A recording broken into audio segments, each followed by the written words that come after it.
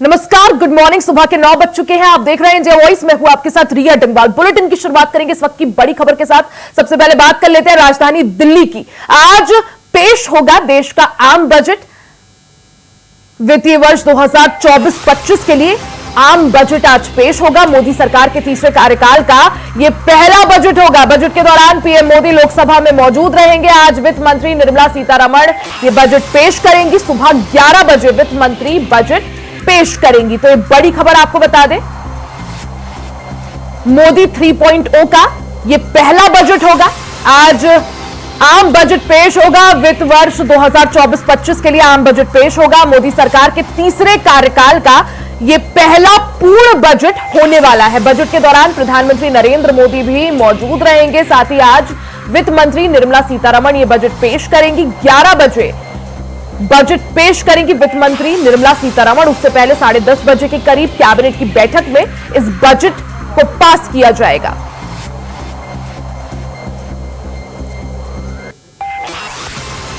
तो मोदी 3.0 का पहला बजट आज पेश किया जाएगा। वित्त मंत्री निर्मला सीतारमण वर्ष 2024-25 के लिए जो पहला आम बजट है वो पेश करेंगी। मोदी सरकार के तीसरे कार्यकाल का यह पहला पूर्ण बजट होने वाला है। बजट के दौरान प्रधानमंत्री नरेंद्र मोदी भी मौजूद रहेंगे। साथ ही वित्त मंत्री निर्मला सीतारमण ये बजट पेश करेंगी। सुबह 11 बजे बजट पेश करेंगी वित्त मंत्री निर्मला सीतारमण। हालांकि इससे पहले 10:30 बजे के करीब कैबिनेट बैठक में इस बजट को पास किया जाएगा। ज्यादा जानकारी के लिए सीधा रुख कर लेते हैं संवाददाता अजय चौहान का। अजय, क्योंकि आज मोदी 3.0 का पहला पूर्ण बजट पेश किया जाएगा, क्या जानकारी, क्या अपडेट आपके पास, और इस बजट में क्या कुछ खास और अहम? बिल्कुल रिया, बताते हैं कि मोदी सरकार का 3.0 बजट होगा और सीतारमण का जो ये बजट है वो 7वां बजट होगा। यानी कहीं न कहीं इस बार के जो बजट की जो उम्मीद है बहुत ज्यादा इसमें उम्मीद जताई जा रही है। आप जिस व्यक्ति से बात कर रहे हैं उन्होंने आपके कॉल को तो आज देश का आम बजट पेश होगा। वित्तीय वर्ष 2024-25 के लिए बजट पेश होगा। हालांकि 10:30 बजे के करीब निर्मला सीतारमण कैबिनेट के सामने बजट पेश करेंगी। कैबिनेट जब इस बजट को पास करेगा उसके बाद 11 बजे के करीब सदन में यह बजट पेश किया जाएगा। अजय हमारे साथ एक बार फिर से जुड़ गए हैं। अजय, क्योंकि मोदी 3.0 का यह पहला पूर्ण बजट होने वाला है, आज के इस बजट पर सभी की निगाहें, क्योंकि अगले 5 साल का जो रोड मैप है, जो खाका है, वो ये बजट पेश करेगा।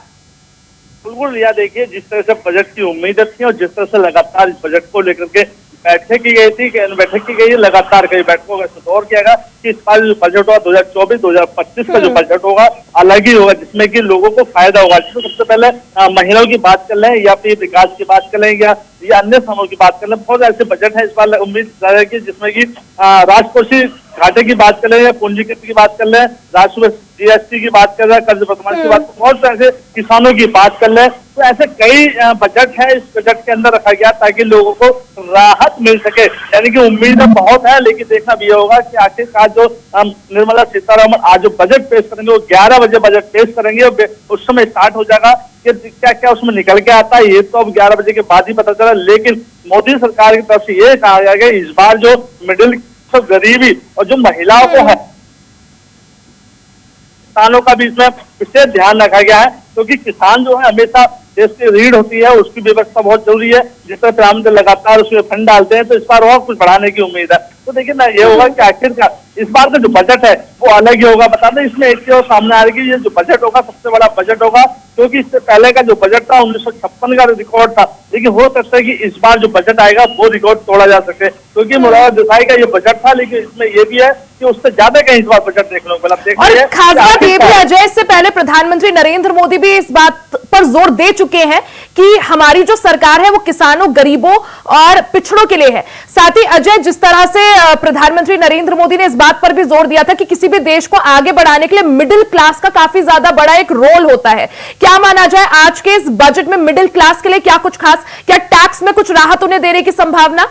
बिल्कुल, देखिए बजट में काफी कुछ देखना है कि रोज उसकी बात कर लें या कर्ज की बात कर लें, तो इसमें रोजगार का आपको बढ़ावा की बात कही जा रही है, वहीं कर्जा को भी बढ़ाने की बात करें, वहाँ जो परसेंटेज है वो कम किया जा सकता है उसके अंदर। तो अर्थव्यवस्था वहीं बुजुर्गों की बात कर रहे हैं, बुजुर्गों का जो हेल्थ इंश्योरेंस है वो फ्री करने की बात कर रहा है, 5 लाख से ऊपर की बात करी जा रही है। तो लेकिन सबसे बड़ा मुद्दा इसके अंदर है मिडिल क्लास जो है लोग, उनका किस तरह ध्यान रखा जाए, सबसे बड़ा सवाल है। क्योंकि मिडिल क्लास सही सब ध्यान रखते हैं, सरकार भी उसी के माध्यम से चलती है, क्योंकि नाम उसी के ज्यादा वोट वहीं से आता है।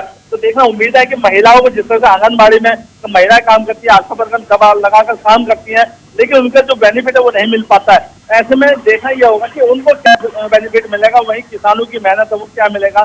तो बजट के अंदर जो उम्मीद लगाई जा रही है, और जिस तरह से अजय अभी इसी साल के अंत में जो है हरियाणा में चुनाव है, कई सारे और राज्यों में चुनाव है, तो किसानों को साधने के लिए क्या कुछ इस बजट में खास देखने को मिल सकता है? देखिए, बजट किसानों का जो पिछला जो बजट हुआ था मोदी सरकार 2.0 में, और ये 3.0 है, तो इसमें बढ़ावा दिया जा रहा है किसानों को ताकि उनको बेनिफिट मिल सके। क्या किसान सम्मान निधि में कुछ बढ़ोतरी यहाँ पर किसानों के लिए?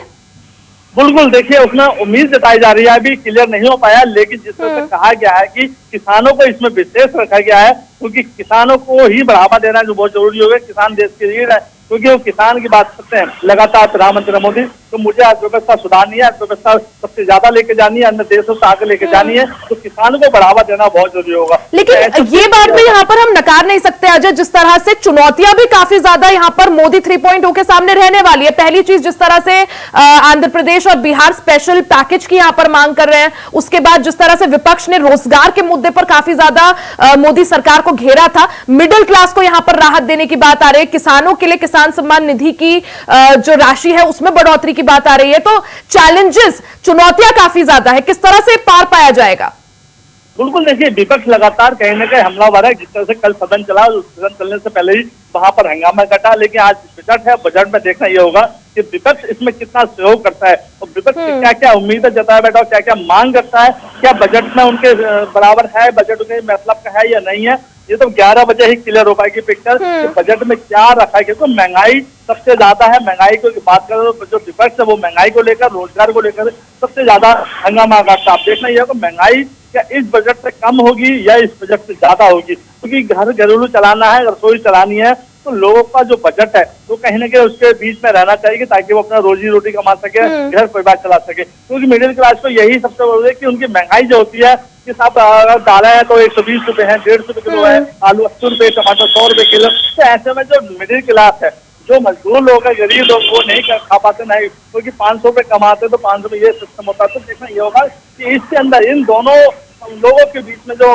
गरीबी और जो मिडिल क्लास है, इनको कितना बेनिफिट मिलेगा इसके अंदर।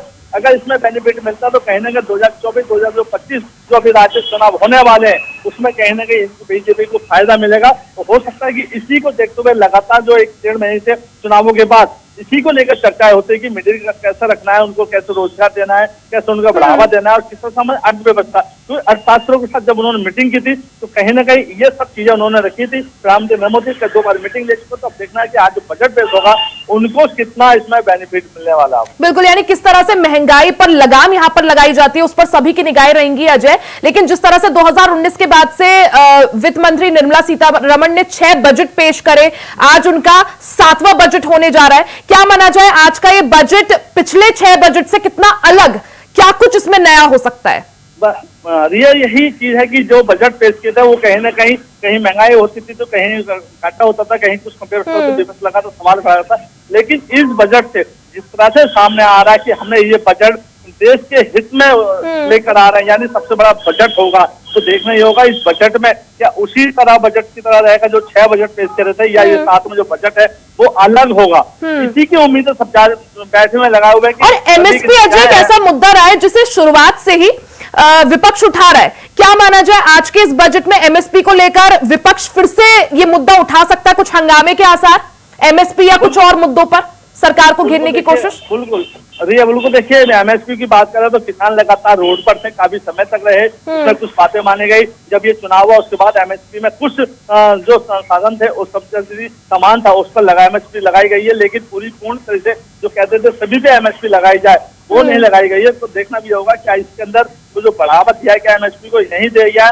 विपक्ष इसको लगातार घेरता रहा, वहीं पेपर लीक को भी लेकर सवाल खड़ा करते हैं। तो देखना ये होगा कि जो बजट आएगा वो क्या है, बजट आता है कि विपक्ष उसमें असिस्ट करता है या जो सरकारी है उसका सपोर्ट करता है या देश के हित में काम करते हैं। देखना ये होगा जनता को इसमें क्या मिलेगा। जनता की उम्मीद यही है कि महंगाई और रोजगार सबसे ज्यादा यही जनता को चाहिए, बाकी उनको नहीं चाहिए कि रोजगार मिल जाए और महंगाई जो उस पर लगाम लगी रहे। बिल्कुल, और यही दो मुद्दे थे अजय जिन्हें जमकर विपक्ष सरकार को घेरता हुआ भी आया कि रोजगार को लेकर जो है जनता परेशान है, बेरोजगारी काफी ज्यादा और महंगाई, तो उस पर सभी की निगाहें रही किस तरह से इन दोनों मुद्दों को यहां पर टारगेट किया जाता है। हालांकि अजय सवाल यह भी कि जिस तरह से लगातार लोकसभा चुनाव से पहले हमने देखा था जो लक्ष्य मोदी सरकार लेकर चल रही है कि 2047 तक देश को विकसित बनाना है, उस रोड में या उस कड़ी में आज का ये बजट काफी ज्यादा महत्वपूर्ण, क्योंकि आज का ये बजट अगले 5 साल का जो है रोड मैप यहां पर तय कर देगा।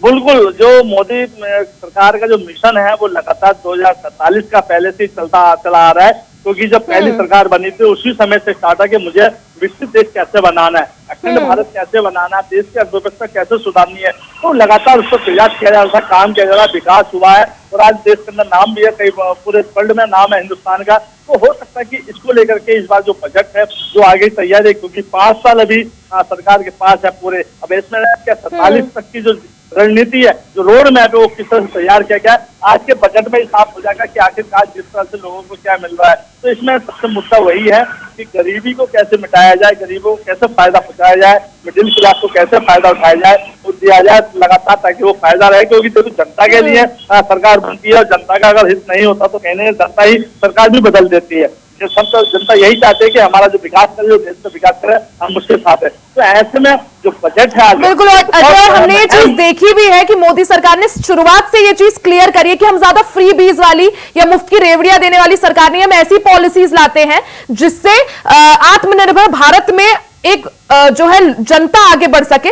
और इसी पर आज सभी की निगाहें कि मोदी 3.0 को किस तरह से पहला बजट किस तरह से होता है, क्या कुछ खास, क्या कुछ अहम, और जनता पर किस तरह से फोकस किया जाता है। हालांकि उसके लिए थोड़ा और इंतजार यहां पर करना पड़ेगा। अजय, आप नजर बना रखें, बहुत बहुत शुक्रिया जानकारी के लिए।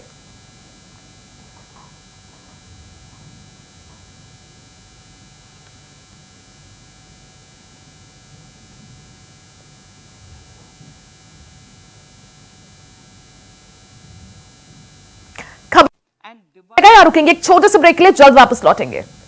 ब्रेक के बाद एक बार फिर से आपका स्वागत है। खबरों में आगे बढ़ते हैं। देश में पेपर लीक के मामले में नरेंद्र मोदी सरकार ने लोकसभा में जवाब दिया। विपक्षी सांसद बी मणिकम टैगोर के सवाल पर शिक्षा मंत्री धर्मेंद्र प्रधान ने कहा कि नीट परीक्षा में केवल बिहार में एक सेंटर पर लीक या कदाचार की खबर आई है, वहां बिहार पुलिस और सीबीआई कार्रवाई कर रही है। प्रधान ने आगे कहा कि विपक्ष के 7 साल में 70 बार पेपर लीक को लेकर कहा कि ऐसा कोई डेटा या सबूत नहीं है जो इसकी तस्दीक करती है। सुनिए उन्होंने क्या कुछ कहा। आज सावन का पहला सोमवार है। इस पवित्र दिवस पर एक महत्वपूर्ण सत्र का प्रारंभ हो रहा है और सावन के इस पहले सोमवार को मैं देशवासियों को बहुत बहुत शुभकामनाएं देता हूं। आज संसद का मानसून सत्र का भी आरंभ हो रहा है। देश बहुत बारीकी से देख रहा है कि संसद का यह सत्र सकारात्मक हो,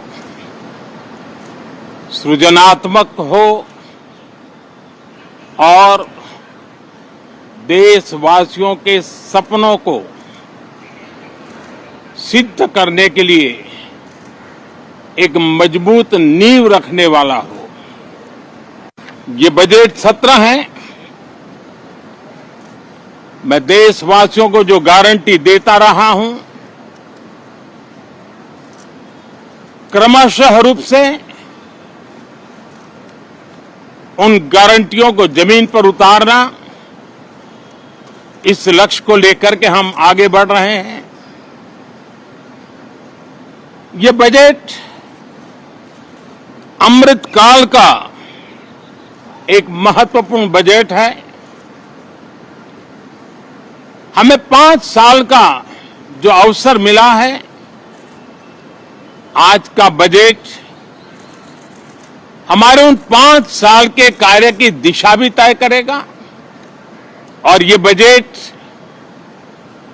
2047 जब आजादी के 100 साल होंगे, तब विकसित भारत का जो हमारा सपना है, उस सपने को पूरा करने की मजबूत नींव वाला बजट लेकर के हम कल देश के सामने आएंगे। हर देशवासी के लिए एक गर्व की बात है कि भारत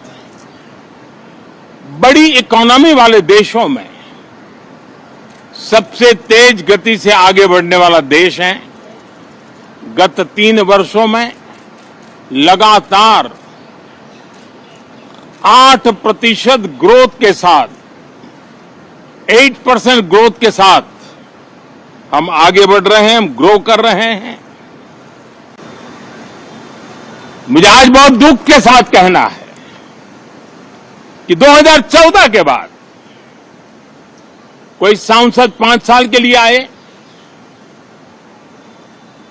कुछ सांसदों को 10 साल के लिए मौका मिला, लेकिन बहुत से सांसद ऐसे थे जिनको अपने क्षेत्र की बात करने का अवसर नहीं मिला, अपने विचारों से संसद को समृद्ध करने का अवसर नहीं मिला, क्योंकि कुछ दलों की नकारात्मक राजनीति ने देश के संसद के महत्वपूर्ण समय को एक प्रकार से अपनी राजनीतिक विफलताओं को ढांकने के लिए दुरुपयोग किया। मैं सभी दलों से आग्रहपूर्वक कहता हूं कि कम से कम जो पहली बार सदन में आए हैं, ऐसे बहुत बड़ी संख्या में हमारे माननीय सांसद हैं और सभी दल में हैं, उनको अवसर दीजिए, चर्चा में उनके विचारों को प्रकट करने का मौका दीजिए। 140 करोड़ देशवासियों ने बहुमत के साथ जिस सरकार को सेवा करने का हुक्म किया है देशवासियों ने, उसकी आवाज को कुचलने का अलोकतांत्रिक प्रयास हुआ। 2.5 घंटे तक देश के प्रधानमंत्री का गला घोंटने का, उनकी आवाज को रोकने का, उनकी आवाज को दबाने का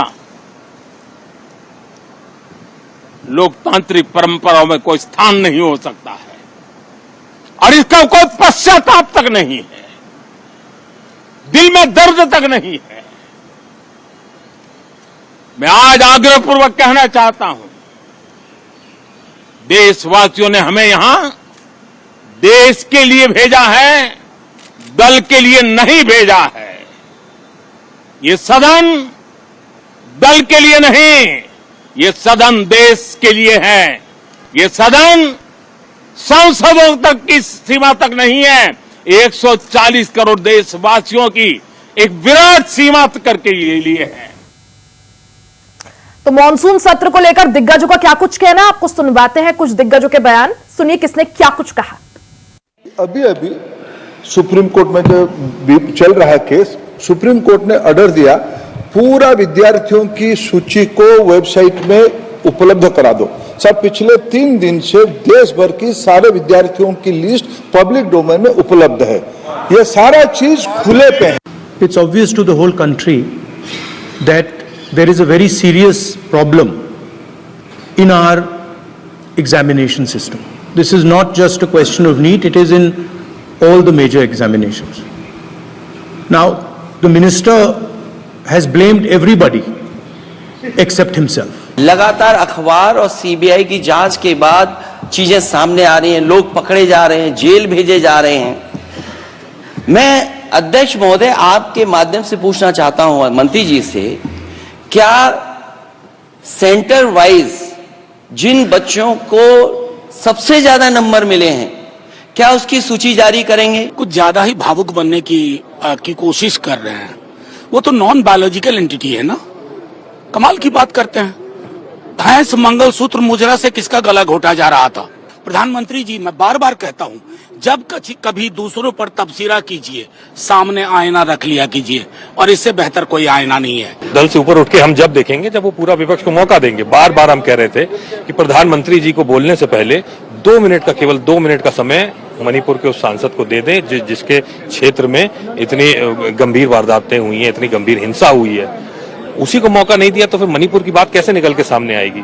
बस 2 मिनट की बात थी, अगर 2 मिनट वो मान जाते तो 2.5 घंटे हम मान जाते। ये कैसी विडंबना है कि जो चुनाव में हारे हैं वो लोग ऐसा बर्ताव कर रहे हैं जैसे चुनाव उन्होंने ही जीता है, और उसी का नतीजा कि संसद में अवरोध। प्रजातंत्र की जो धज्जियां उड़ाने का काम है प्रधानमंत्री जी आप पिछले 10 साल से कर रहे हो, और जिस 2.5 घंटे का 2.5 घंटे में आप इतना परेशान हो गए, 2.5 घंटे में आप इतने परेशान हो गए, आप कह रहे हो मेरे पसीने छूट गए। भाई पसीने तो छूटने हैं, आप कह रहे हो मेरे को बोलने नहीं दिया। सदन में विपक्षी दलों को अपनी बात रखने का मौका मिलना चाहिए। 140 करोड़ देशवासियों का गला 10 साल से मोदी जी ने घोट रखा है। कभी अपने जहन में झांक कर उसकी भी बात देख लें। और जहां तक संसद का सवाल है, संसद का तिरस्कार, संसद की अनदेखी और संसद को एक तरह से कठपुतली बनाए रखने का काम वो प्रधानमंत्री मोदी जी। इसी के साथ इस बुलेटिन में फिलहाल के लिए सिर्फ इतना ही। खबरों का सिलसिला जारी रहेगा, बने रहे हमारे साथ।